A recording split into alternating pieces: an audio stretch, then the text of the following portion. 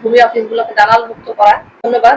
আজকে এই আপনারা উপস্থিত প্রিন্ট এবং ইলেকট্রনিক মিডিয়ার সাংবাদিক ভাইবৃন্দ, আপনাদেরকে ধন্যবাদ। আমি নবাগত নতুন যোগদান করেছি আপনাদের ধনবাড়ী উপজেলা এবং পৌরসভা পরিচিত হচ্ছি, জায়গা দেখছি।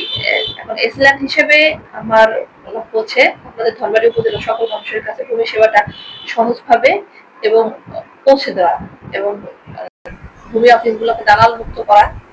মানুষ যাতে সরকারি ফি সেটা দিয়েই ভূমি সেবাটা পায় এবং নির্বিঘ্নভাবে।